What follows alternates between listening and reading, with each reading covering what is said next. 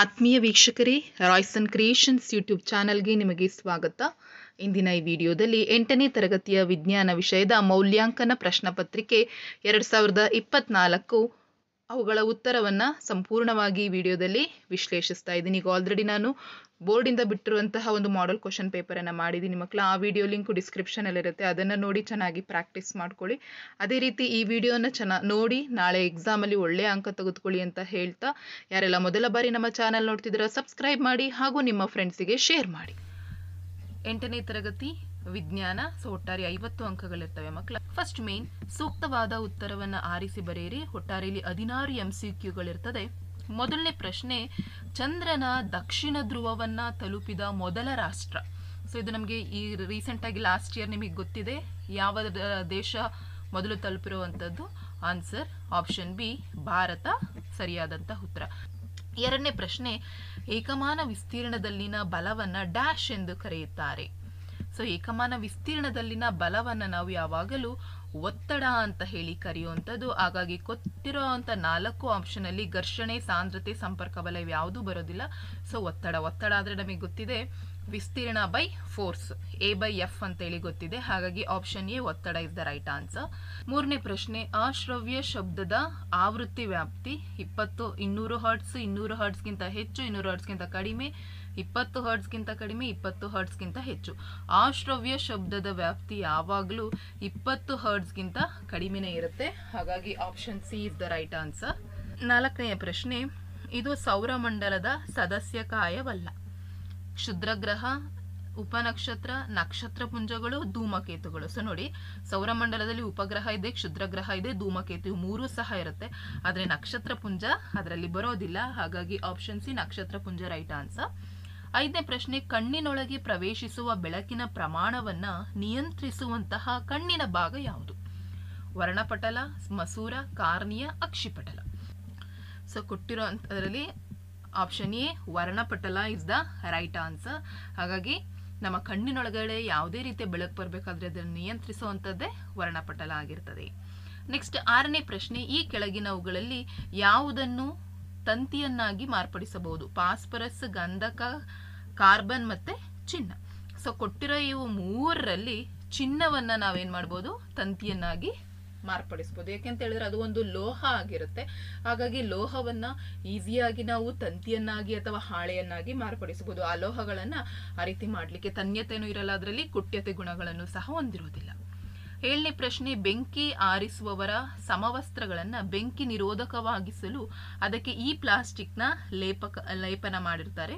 Melamine, polythene, acrylic, nylon. So melamine ಎನ್ನುವ ಒಂದು ವಸ್ತುವನ್ನ ಬಳಸಿ ಅದನ್ನ ಬೆಂಕಿ ನಿರೋಧಕವಾಗಿ ಮಾಡಿರ್ತಾರೆ. 8ನೇ ಪ್ರಶ್ನೆ, ಪ್ಯಾರಫಿನ್ ಮೇಣವನ್ನ ಇದರ ತಯಾರಿಕೆಯಲ್ಲಿ ಬಳಸಿರ್ತಾರೆ. ಸೊ ಬಣ್ಣ, ವ್ಯಾಸಲಿನ್, ಇಂಧನ ಮತ್ತೆ ಬಿಟುಮಿನ್. ಸೊ ಪ್ಯಾರಫಿನ್ ಮೇಣವನ್ನ ವ್ಯಾಸ್ಲಿನ್ ತಯಾರಿಕೆಯಲ್ಲಿ ಬಳಸಿರ್ತಾರೆ. ಹಾಗಾಗಿ option B is the right answer. 9th question, ಪರೀಕ್ಷಕದ 2 ತುದಿಗಳನ್ನ ದ್ರಾವಣದಲ್ಲಿ ಮುಳುಗಿಸಿದಾಗ ಕಾಂತ ಸೂಚಿಯ ವಿಚಲನೆಯನ್ನು ತೋರಿಸುವಂತಹ ದ್ರಾವಣ ಯಾವುದು? ವಿನೆಗರ್ ದ್ರಾವಣ, ಸಕ್ಕರೆ ದ್ರಾವಣ, ಅಸವಿತ ನೀರು, ಯಾವುದೂ ಅಲ್ಲ. ಸೊ ಅಲ್ಲಿ ವಿಚಲನೆಯನ್ನು ತೋರಿಸುವಂತಹದ್ದು ಯಾವುದಾಗಿರ್ತದೆ ಅಂದ್ರೆ ವಿನೆಗರ್ ದ್ರಾವಣ. ಯಾಕೆಂತ ಹೇಳಿದ್ರೆ ಸಕ್ಕರೆ, ಅಸವಿತ ನೀರು ಅದರಲ್ಲಿ ಯಾವುದೇ ರೀತಿಯ ಬದಲಾವಣೆ ಆಗೋದಿಲ್ಲ. ಯಾಕೆಂತ ಹೇಳಿದ್ರೆ ಅವುಗಳಲ್ಲಿ ಯಾವುದೇ ರೀತಿಯ ಅಯಾನ್ಸ್ಗಳೇ ಇರೋದಿಲ್ಲ. ಧನಾಯಾನ್ ಇರ್ಬೋದು, ಋಣಾಯಾನ್ ಇರ್ಬೋದು, ಯಾವುದು ಸಹ ಈ ಸಕ್ಕರೆ ದ್ರಾವಣ ಅಥವಾ ಅಸವಿತ ನೀರಿನಲ್ಲಿ ಇರೋದಿಲ್ಲ. ಬರೀ ವಿನೆಗರ್ ಅಲ್ಲಿ ಮಾತ್ರ ಇರ್ತದೆ. ಹಾಗಾಗಿ ಕೊಟ್ಟಿರೋದ್ರಲ್ಲಿ ಆಪ್ಷನ್ ಎ, ವಿನೆಗರ್ ದ್ರಾವಣ ಇಸ್ ದ ರೈಟ್ ಆನ್ಸರ್. 10ನೇ ಪ್ರಶ್ನೆ, ಯುಗ್ಮಜದಲ್ಲಿ ಕಂಡು ಬರುವಂತಹ ಕೋಶ ಕೇಂದ್ರಗಳ ಸಂಖ್ಯೆ. ಎಷ್ಟು ಕೋಶ ಕೇಂದ್ರಗಳಿರ್ತವೆ ಮಕ್ಕಳ ಯುಗ್ಮಜದಲ್ಲಿ? Yes, very good. ಅದರಲ್ಲಿರುವಂತವು ಕೇವಲ 2. ಹಾಗಾಗಿ ಆಪ್ಷನ್ ಸಿ 2 ರೈಟ್ ಆನ್ಸರ್. 11ನೆಯ ಪ್ರಶ್ನೆ, ಅಪಾಯಕ್ಕೊಳಗಾದ ಎಲ್ಲಾ ಪ್ರಾಣಿಗಳ ಮತ್ತು ಸಸ್ಯಗಳ ದಾಖಲೆ ಹೊಂದಿರುವ ಪುಸ್ತಕ ಯಾವುದು? ಕಪ್ಪು ದತ್ತಾಂಶ ಪುಸ್ತಕ, ಗಿನ್ನಿಸ್ ದಾಖಲೆ ಪುಸ್ತಕ, ಕೆಂಪು ದತ್ತಾಂಶ ಪುಸ್ತಕ, ಸರ್ಕಾರಿ ದಾಖಲೆ ಪುಸ್ತಕ. ಸೊ ಕೆಂಪು ದತ್ತಾಂಶ ಪುಸ್ತಕ. ಹಾಗಾಗಿ option C is the right answer. 12ನೇ ಪ್ರಶ್ನೆ, ಈ ಯಂತ್ರದ ಬಳಕೆಯಿಂದ ಕೃಷಿಕರಿಗೆ ದೈಹಿಕ ಶ್ರಮ ಮತ್ತು ಸಮಯ ಉಳಿಯುತ್ತದೆ. ಎಡೆಗುಂಟೆ, ನೇಗಿಲು, ಎಲಿವೇಟರ್ ಮತ್ತೆ ಕಲ್ವಿವೇಟರ್. ಸೊ ಕಲ್ವಿವೇಟರ್ ಅನ್ನ ಬಳಸೋದ್ರಿಂದ ಕೃಷಿಕರಿಗೆ ದೈಹಿಕ ಶ್ರಮ ಮತ್ತೆ ಒಂದು ಸಮಯದ ಉಳಿತಾಯವನ್ನು ಮಾಡಬಹುದು. 13ನೇ ಪ್ರಶ್ನೆ, ಭಾರತದ ಮೊಟ್ಟ ಮೊದಲ ಮೀಸಲು ಅರಣ್ಯ ಯಾವುದು? ಸೊ ಈ ಕೊಟ್ಟಿರೋ 4 ಆಪ್ಷನ್ ಅಲ್ಲಿ ಸಾತ್ಪುರ ರಾಷ್ಟ್ರೀಯ ಉದ್ಯಾನವನ so is the right answer. 14th question, ಇವುಗಳಲ್ಲಿ ಹಸಿರುಮನೆ ಅನಿಲವಲ್ಲ. ಸೊ ಹಸಿರುಮನೆ ಅನಿಲ ಯಾವುದಲ್ಲ? Carbon dioxide, sulphur dioxide, methane, nitrogen. So ಕೊಟ್ಟಿರೋ ಇದರಲ್ಲಿ ಮೊದಲನೇದು, ಎರಡನೇದು, ಮೂರನೇದು 3 ಹಸಿರುಮನೆ ಅನಿಲವನ್ನ ಉಂಟು ಮಾಡುವ ಹಸಿರುಮನೆ ಅನಿಲ ಅವೇ ಆಗಿರ್ತವೆ, ಯಾಕೆಂದ್ರೆ ಅವುಗಳಿಂದಲೇ ಹಸಿರುಮನೆ ಪರಿಣಾಮ ಉಂಟಾಗೋದು. ಹಾಗಾಗಿ ಕೊಟ್ಟಿರೋದ್ರಲ್ಲಿ ಆಪ್ಷನ್ ಡಿ ನೈಟ್ರೋಜನ್ ಹಸಿರುಮನೆ ಅನಿಲ ಅಲ್ಲ. ನೆಕ್ಸ್ಟ್ 15ನೇ ಪ್ರಶ್ನೆ, ನೀರಾವರಿಯ ಆಧುನಿಕ ವಿಧಾನ ಇದಾಗಿದೆ. ಸೊ ನೀರಾವರಿಯ ಒಂದು ಆಧುನಿಕ ವಿಧಾನ ಅದು ತುಂತುರು ವಿಧಾನ. ಯಾಕೆಂದ್ರೆ ಏತ ನೀರಾವರಿ, ಸರಪಳಿ ಪಂಪು, ರಾಹಟ್ ಅದೆಲ್ಲ ಹಳೆ ವಿಧಾನಗಳಾದ್ರೆ ಸೊ ಆಧುನಿಕ ವಿಧಾನ ತುಂತುರು ವಿಧಾನ. ನಮ್ಮ ಮಾನವನ ದೇಹದಲ್ಲಿ ಈ ಆಕಾರದಲ್ಲಿರುವ ಗ್ರಂಥಿಯ ಹೆಸರು ಮತ್ತು ಅದು ಸ್ರವಿಸುವ ಹಾರ್ಮೋನ್ ಯಾವುದು? ಸೊ ಚಿತ್ರ ನೋಡಿದ ತಕ್ಷಣ ನಿಮಗೆ ಅರ್ಥ ಆಗ್ತಾ ಇದೆ, ಅದು ಪ್ಯಾಂಕ್ರಿಯಾಸ್, ಅದು ಇನ್ಸುಲಿನ್ ಅನ್ನ ಸ್ರವಿಸ್ತದೆ. ಸೊ ಕೊಟ್ಟರೆ ಇನ್ನುಳಿದಂಥವು ಯಾವು ಸಹ ಬರಲ್ಲ, ಯಾಕೆಂದ್ರೆ ಥೈರಾಯ್ಡ್, ಪಿಟ್ಯೂಟರಿ ಗ್ಲ್ಯಾಂಡು ಅದು ನಮ್ಮ ತಲೆಯ ಭಾಗದ ಹತ್ರ ಬರ್ತದೆ. ಥೈರಾಯ್ಡ್ ಗಂಟ್ಲ ಹತ್ರ ಬರುತ್ತೆ, ಪಿಟ್ಯೂಟರಿ ತಲೆ ಹತ್ರ ಬರುತ್ತೆ, ಅಡ್ರಿನಲಿನ್ ಅಲ್ಲಿ ಬರೋದೇ ಇಲ್ಲ. ಸೊ ಅದು 2 ಕಿಡ್ನಿಗಳ ಮೇಲೆ ಒಂದು ಕ್ಯಾಪ್ ತರ ಇರ್ತದೆ, ಅಲ್ಲಿ ನಮಗೆ ಅದು ಬರುವಂಥದ್ದು. ಸೊ ಹಾಗಾಗಿ option B is the right answer. So ಮಕ್ಕಳ ಇದಿಷ್ಟು ನಿಮಗೆ ಮಲ್ಟಿಪಲ್ ಚಾಯ್ಸ್ ಕ್ವಶನ್ ಆಯಿತು. ನೆಕ್ಸ್ಟ್ ನಾವು ಸೆಕೆಂಡ್ ಮೇನಿಗೆ ಹೋಗೋಣ. ಕೆಳಗಿನ ಪ್ರಶ್ನೆಗಳಿಗೆ ಉತ್ತರಿಸಿ. 4 ಪ್ರಶ್ನೆಗಳಿರ್ತವೆ, 1 ಅಂಕ. ಫಸ್ಟ್ ಕ್ವಶನ್, ಶಬ್ದ ಮಾಲಿನ್ಯ ಎಂದರೇನು? ಸೊ ಅದಕ್ಕೆ ಸರಿಯಾದಂತಹ ಉತ್ತರ, ಪರಿಸರದಲ್ಲಿ ಅತಿಯಾದ ಅಥವಾ ಅನಗತ್ಯ ಶಬ್ದಗಳ ಇರುವಿಕೆಯನ್ನೇ ಶಬ್ದ ಮಾಲಿನ್ಯ ಅಂತ ಹೇಳಿ ಕರೀತಾರೆ. ನೆಕ್ಸ್ಟ್ 18ನೇ ಪ್ರಶ್ನೆ, ನರಕೋಶದ ರಚನೆ ತೋರಿಸುವ ಚಿತ್ರವನ್ನ ಬರೆಯಿರಿ. ಮಕ್ಕಳ ನಿಮ್ಗೆ ಇಲ್ಲಿ ಚಿತ್ರವನ್ನ ಕೊಟ್ಟಿದ್ದೀನಲ್ಲ, ಈ ಚಿತ್ರವನ್ನ ನೀವು ಅಭ್ಯಾಸ ಮಾಡ್ಕೊಳ್ಳಿ. ಈ ಎಲ್ಲಾ ಭಾಗಗಳನ್ನು ಕಲ್ತ್ಕೊಳ್ಳಿ. ಆಕ್ಸಾನ್, ಡೆಂಡ್ರಾನ್, ನರ ತುದಿ, ಕೋಶಕೇಂದ್ರ, ಈ 4 ಭಾಗಗಳನ್ನ ಕಲ್ತ್ಕೊಳ್ಳಿ. ಯಾವ ಭಾಗನಾದ್ರೂ ಕೇಳ್ಬೋದು. ಸಮ್ಟೈಮ್ಸ್ ಡೈರೆಕ್ಟ್ ಚಿತ್ರನೇ ನಿಮ್ಗೆ ಕೇಳುವಂತ ಸಾಧ್ಯತೆ ಇರ್ತದೆ. ನೆಕ್ಸ್ಟ್ 19ನೇ ಪ್ರಶ್ನೆ, ರೂಪ ಪರಿವರ್ತನೆ ಎಂದರೇನು? ಸೊ ರೂಪ ಪರಿವರ್ತನೆ ಹೆಚ್ಚಾಗಿ ಈ ಕಪ್ಪೆಗಳಲ್ಲಿ ನಾವು ನೋಡ್ಬೋದು ಅಥವಾ ರೇಷ್ಮೆ ಹುಳುಗಳಲ್ಲಿ ನೋಡ್ಬೋದು. ಸೊ ತೀವ್ರವಾದ ಬದಲಾವಣೆಗಳ ಮೂಲಕ ಪ್ರೌಢಾವಸ್ಥೆ ತಲುಪುವಂತಹ ಲಾರ್ವಗಳ ರೂಪಾಂತರವನ್ನೇ ನಾವು ರೂಪ ಪರಿವರ್ತನೆ ಅಂತ ಹೇಳಿ ಕರೆಯುವಂಥದ್ದು. ಅರ್ಥ ಆಗ್ತಾ ಇದೆಯಾ? ತೀವ್ರವಾದ ಬದಲಾವಣೆ ಮೂಲಕ ಲಾರ್ವಗಳಾಗಿ ರೂಪಾಂತರವನ್ನು ಹೊಂದುವುದನ್ನ ರೂಪ ಪರಿವರ್ತನೆ ಅಂತ ಹೇಳಿ ಕರಿತೀವಿ. ತದನಂತರ 20ನೇ ಪ್ರಶ್ನೆ, ಕೆಳಗೆ ನೀಡಿರುವಂತಹ ಸರಳ ವಿದ್ಯುತ್ ಮಂಡಲದಲ್ಲಿ ಎಕ್ಸ್ ಭಾಗವನ್ನ ಕ್ರಮವಾಗಿ ರಬ್ಬರ್ ಮತ್ತು ತಾಮ್ರದ ತಂತಿ ಬಳಸಿ ಪರೀಕ್ಷಿಸಲಾಗುತ್ತದೆ. ಯಾವ ಸಂದರ್ಭದಲ್ಲಿ ಬಲ್ಬ್ ಬೆಳಗೋದಿಲ್ಲ? ನೋಡಿ, ನಿಮಗೆ ಇಲ್ಲಿ ಎಕ್ಸ್ ಅನ್ನೋ ಪ್ಲೇಸ್ ಅಲ್ಲಿ ರಬ್ಬರ್ ಅನ್ನ ತಗೊಳ್ತಾ ಇದ್ದಾರೆ. ಸೊ ಈಸಿಯಾಗಿ ಒಂದೇ ಡೈರೆಕ್ಟ್ ಆಗಿ ನೀವು ಬರಿಬಹುದು, ರಬ್ಬರ್ ಬಳಸಿದ್ರೆ ಅಲ್ಲಿ ಯಾವುದೇ ರೀತಿಯ ಬಲ್ಬ್ ಬೆಳಗೋದಿಲ್ಲ. ಯಾಕೆಂದ್ರೆ ರಬ್ಬರ್ ಒಂದು ಅಲೋಹ, ಅದೊಂದು ಲೋಹ ಅಲ್ಲ. ಹಾಗಾಗಿ ಅದು ಫಸ್ಟ್ ಆಫ್ ಆಲ್ ಅದು ಲೋಹನೇ ಅಲ್ಲ, ಅಲೋಹ ಆದ್ರೆ ಬಲ್ಬ್ ಬೆಳಗೋದೇ ಇಲ್ಲ. ಹಾಗಾಗಿ ರಬ್ಬರ್ ಬಳಸಿದ್ರೆ ಯಾವುದೇ ರೀತಿಯ ಬಲ್ಬ್ ಬೆಳಗೋಲ್ಲ.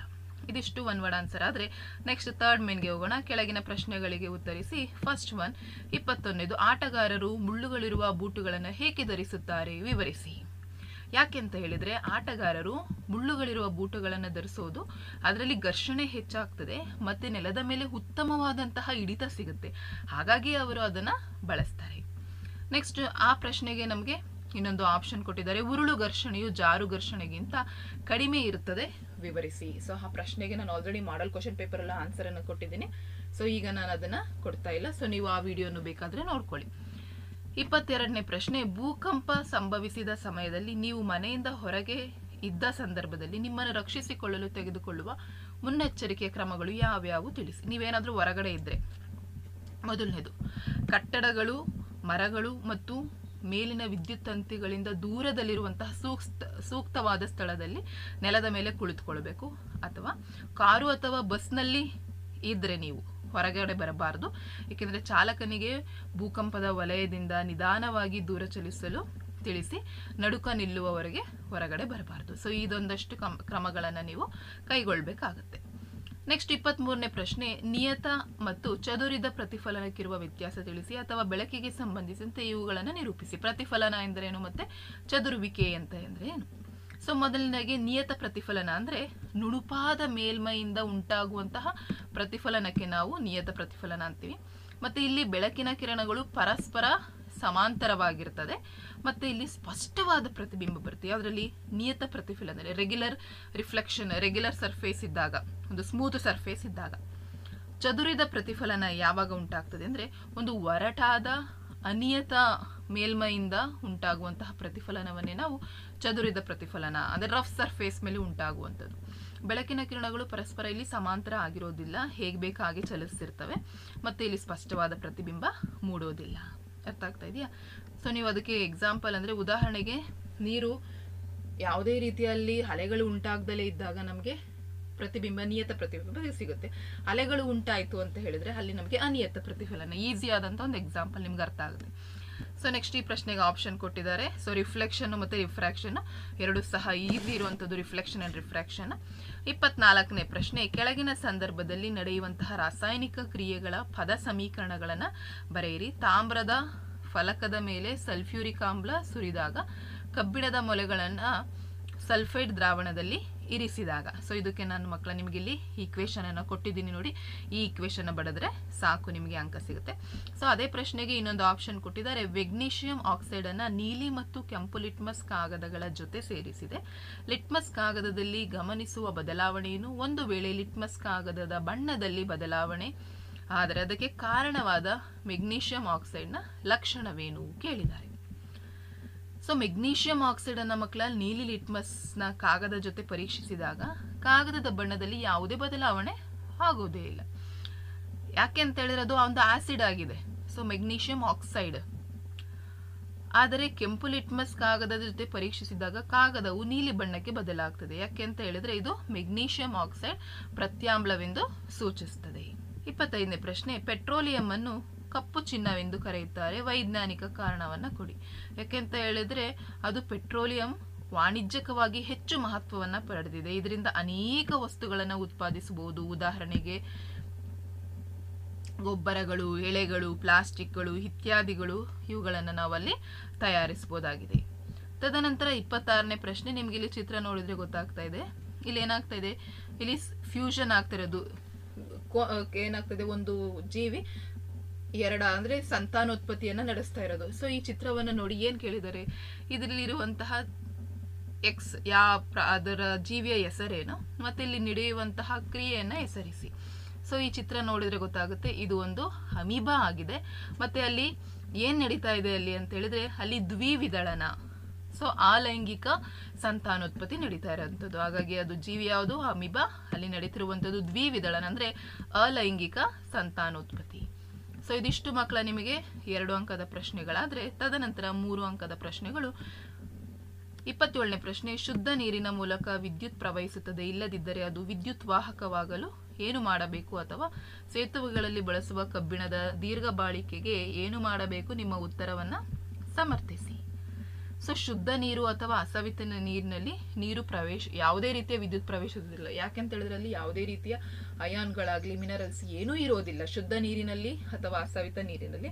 ಹಾಗಾಗಿ ಅಡಿಗೆ ಉಪ್ಪನ್ನ ಅಸವಿತ ನೀರಿನಲ್ಲಿ ವಿಲೀನಗೊಳಿಸೋದ್ರಿಂದ ನೀರು ಉತ್ತಮ ವಾಹಕ ಆಗ್ತದೆ. ಯಾಕೆಂದ್ರೆ ಉಪ್ಪು ಒಂದು ಉತ್ತಮ ವಾಹಕ, ಸೋಡಿಯಂ ಕ್ಲೋರೈಡ್, ಹಾಗಾಗಿ ಅದು ಒಂದು ಉತ್ತಮ ವಾಹಕ ಆಗ್ತದೆ. 28ನೇ ಪ್ರಶ್ನೆ, ಮೇಣದ ಬತ್ತಿಯ ಜ್ವಾಲೆಯ ವಿವಿಧ ವಲಯಗಳನ್ನು ತೋರಿಸುವ ಚಿತ್ರ ಬರೆದು ಕೆಳಗಿನ ಭಾಗಗಳನ್ನು ಗುರುತಿಸಿ. ಮಧ್ಯಮ ಬಿಸಿ ಭಾಗ, ಅತ್ಯಂತ ಬಿಸಿ ಭಾಗ. ಸೊ ಚಿತ್ರವನ್ನ ಕೊಟ್ಟಿದ್ದೀನಿ ಮಕ್ಕಳ, ಈ ಚಿತ್ರವನ್ನೇ ಅಭ್ಯಾಸ ಮಾಡಿ. 29ನೇ ಪ್ರಶ್ನೆ, ಸಸ್ಯ ಜೀವಕೋಶದ ರಚನೆ ತೋರಿಸುವ ಚಿತ್ರ ಬರೆದು ಕೆಳಗಿನ ಭಾಗಗಳನ್ನು ಗುರುತಿಸಿ. ಕ್ಲೋರೋಪ್ಲಾಸ್ಟ್, ರಸದಾನಿ. ಸೊ ಎಲ್ಲಾ ಭಾಗಗಳನ್ನ ಕಲ್ತ್ಕೊಳ್ಳಿ. ಯಾವ ಭಾಗ ಕೇಳ್ತಾರೆ ಆ ಭಾಗವನ್ನು ನೀವು ಪರೀಕ್ಷೆಯಲ್ಲಿ ಗುರುತಿಸಬೇಕಾಗತ್ತೆ. ನೆಕ್ಸ್ಟ್ 5ನೇ ಮೇನ್ 4 ಅಂಕದ ಒಂದು ಪ್ರಶ್ನೆ. 30ನೇ ಪ್ರಶ್ನೆ, ಕಾಲರ ರೋಗದ ನಿಯಂತ್ರಕ ಕ್ರಮಗಳು ಯಾವುವು, ಸೂಕ್ಷ್ಮ ಜೀವಿಗಳಿಂದ ಉಂಟಾಗುವಂತಹ ಹಾನಿ ಯಾವುದು ಅದು ಕೇಳಿದರೆ, ಅಥವಾ ವಿಷಮ ಶೀತ ಜ್ವರದ ನಿಯಂತ್ರಕ ಕ್ರಮಗಳ ಬರೆಯಿರಿ, ಅಥವಾ ಆಹಾರ ಸಂರಕ್ಷಣೆ ವಿಧಾನವನ್ನ ತಿಳಿಸಿ. ಸೊ ನಾನಿಲ್ಲಿ ಕಾಲರದ ರೋಗ ನಿಯಂತ್ರಕ ಕ್ರಮಗಳನ್ನ ಕೊಟ್ಟಿದ್ದೀನಿ ಮಕ್ಕಳ. ಸೊ ಏನೆಲ್ಲ ಮಾಡಬೇಕು, ಮೊದಲನೇದು ವೈಯಕ್ತಿಕ ಸ್ವಚ್ಛತೆಯನ್ನ ಕಾಪಾಡಿಕೊಳ್ಬೇಕಾಗುತ್ತೆ. ಒಳ್ಳೆಯ ಶೌಚ ಪದ್ಧತಿಯನ್ನು ರೂಢಿಸಿಕೊಳ್ಬೇಕು. ಸೂಕ್ತವಾಗಿ ಬೇಯಿಸಿದ ಆಹಾರ ಮತ್ತೆ ಕುಡಿಯುವ ನೀರನ್ನ ಕುದಿಸಿದ ನೀರನ್ನೇ ಕುಡಿಬೇಕು. ತದನಂತರ ಲಸಿಕೆಯನ್ನ ತೆಗೆದುಕೊಳ್ಬೇಕು. ಸೊ ಇದಿಷ್ಟು ಮಾಡೋದ್ರಿಂದ ಕಾಲರ ರೋಗವನ್ನ ನಿಯಂತ್ರಿಸಬಹುದು. ಮತ್ತು ಸೂಕ್ಷ್ಮಜೀವಿಗಳಿಂದ ಉಂಟಾಗುವ ಹಾನಿಗಳೇನು? ಸೊ ಸೂಕ್ಷ್ಮಜೀವಿಗಳಿಂದ ಪ್ರಾಣಿಗಳಿಗೆ ಅನೇಕ ರೋಗ ಬರ್ತವೆ. ಉದಾಹರಣೆಗೆ ಕ್ಷಯ, ದಡಾರ, ಸೀತಾಳೆ ಸಿಡುಬು, ಪೋಲಿಯೋ, ಕಾಲರ. ಮತ್ತು ಸೂಕ್ಷ್ಮಜೀವಿಗಳಿಂದ ಪ್ರಾಣಿಗಳಿಗೂ ಕೂಡ ರೋಗಗಳು ಬರ್ತವೆ. ಉದಾಹರಣೆಗೆ ಸಿಟ್ರಸ್ ಕ್ಯಾಂಕರ್, ಗೋಧಿಯ ತುಕ್ಕು ರೋಗ, ಬೆಂಡೆಗಿಡದ ಹಳದಿನಾಳ ಮೊಸಾಯಿಕ್ ರೋಗ ಸಹ ಬರ್ತದೆ. ಮತ್ತು ಆಹಾರ ವಿಷಮಯವಾಗಲಿಕ್ಕೂ ಸಹ ಸೂಕ್ಷ್ಮ ಜೀವಿಗಳು ಕಾರಣವಾಗ್ತವೆ. ಸೊ ಇದಿಷ್ಟು ಮಕ್ಕಳ ನಿಮಗೆ 4 ಅಂಕದ ಪ್ರಶ್ನೆ. ನೆಕ್ಸ್ಟ್ 6th ಮೇನ್ 31ರಲ್ಲಿ ಎ ಮತ್ತು ಬಿ 2 ಪ್ರಶ್ನೆಗಳಿದ್ದಾವೆ. ಬಲಪ್ರಯೋಗದಿಂದ ವಸ್ತುವಿನ ಆಕಾರದಲ್ಲಿ ಬದಲಾವಣೆ ಆಗುವುದನ್ನು ತಿಳಿಸುವ ಸಂದರ್ಭಗಳಿಗೆ 2 ಉದಾಹರಣೆ ಕೊಡಬೇಕು. ಗುರುತ್ವಾಕರ್ಷಣೆ ಬಲ ಎಂದರೇನು? ನದಿಯ ನೀರು ಕೆಳಮುಖವಾಗಿ ಹರಿಯುವಂತಹ ಯಾವ ಬಲವನ್ನು ಅಲ್ಲಿ ಉಪಯೋಗಿಸ್ತಾರೆ? ಸೊ ಬಲ ಪ್ರಯೋಗದಿಂದ ವಸ್ತುವಿನ ಆಕಾರ ಏನಾಗ್ತದೆ? ಬದಲಾಗಿ ಹಾಗೆ ಆಗ್ತದೆ. ಸೊ ಉದಾಹರಣೆ ಕೇಳಿದರೆ, ಉದಾಹರಣೆಗೆ ಪ್ಲಾಸ್ಟಿಕ್ ಬಾಟಲಿಯನ್ನು ಹಿಂಡಿದಾಗ ಬಾಟಲಿ ಆಕಾರದಲ್ಲಿ ಏನಾಗ್ತದೆ? ಬದಲಾವಣೆ ಆಗ್ತದೆ. Yes or no? ಎಸ್. ಅದೇ ರೀತಿ ಜೇಡಿ ಮಣ್ಣನ್ನು ಕೈಗಳಿಂದ ಒತ್ತಿ ವಿರೂಪಗೊಳಿಸಿದಾಗ, ನಾವು ಜೇಡಿ ಮಣ್ಣನ್ನು ಇಟ್ಕೊಂಡು ಯಾವ ರೀತಿ ಶೇಪ್ ಬೇಕಾದರೂ ಕೊಡ್ಬೋದು, ಆಗ ಸಹ ಏನಾಗುತ್ತೆ? ಆಕಾರದಲ್ಲಿ ಬದಲಾವಣೆ ಆಗ್ತದೆ. ಮತ್ತೆ ಗುರುತ್ವಾಕರ್ಷಣ ಬಲ ಕೇಳಿದ್ದಾರೆ ಮಕ್ಕಳ. ಸೊ ಭೂಮಿಯು ವಸ್ತುಗಳನ್ನು ತನ್ನೆಡೆಗೆ ಸೆಳೆಯುವುದರಿಂದ ಅವುಗಳು ಭೂಮಿಯ ಕಡೆಗೆ ಬೀಳುತ್ತವೆ. ಈ ಬಲವನ್ನೇ ನಾವು ಗುರುತ್ವಾಕರ್ಷಣ ಬಲ ಅಥವಾ ಗುರುತ್ವಾಕರ್ಷಣೆ ಅಂತ ಹೇಳಿ ಕರಿತೇವೆ. ಸೊ ಗುರುತ್ವಾಕರ್ಷಣ ಬಲದಿಂದಾಗಿ ನೀರು ಏನಾಗ್ತದೆ? ಕೆಳಮುಖವಾಗಿ ಹರಿಯುತ್ತದೆ. ಸೊ ಗುರುತ್ವಾಕರ್ಷಣ ಬಲ ಅನ್ನೋದೇ ಇಂಪಾರ್ಟೆಂಟ್. ಅದರಿಂದಾಗಿನೇ ನೀರು ಕೆಳಮುಖವಾಗಿ ಹರಿಯುವಂಥದ್ದು. ಸೊ ಇದಿಷ್ಟು ನಿಮಗೆ ಅರ್ಥ ಆಗಿದೆ ಮಕ್ಕಳ. ಸೊ ಇದಿಷ್ಟು ನಿಮ್ಮ 50 ಅಂಕದ ಒಂದು ಪ್ರಶ್ನೆ ಪತ್ರಿಕೆ. ಸೊ ಚೆನ್ನಾಗಿ ಅಭ್ಯಾಸ ಮಾಡ್ಕೊಳ್ಳಿ. ಇನ್ನೂ ನಾನು ಹಲವಾರು ಪ್ರಶ್ನೆ ಪತ್ರಿಕೆನ ನಿಮ್ಮ ಜೊತೆ ಅವುಗಳ ಉತ್ತರದೊಂದಿಗೆ ಡಿಸ್ಕಷನ್ ಮಾಡ್ತೀನಿ ಅಂತ ಹೇಳ್ತಾ ಈ ವಿಡಿಯೋ ಇಲ್ಲಿಗೆ ಎಂಡ್ ಮಾಡ್ತಾ ಇದ್ದೀನಿ. ಹೆಚ್ಚಿನ ವಿಡಿಯೋಗಾಗಿ ರಾಯ್ಸನ್ ಕ್ರಿಯೇಷನ್ಸ್ ಯೂಟ್ಯೂಬ್ ಚಾನಲನ್ನು ಸಬ್ಸ್ಕ್ರೈಬ್ ಮಾಡಿ.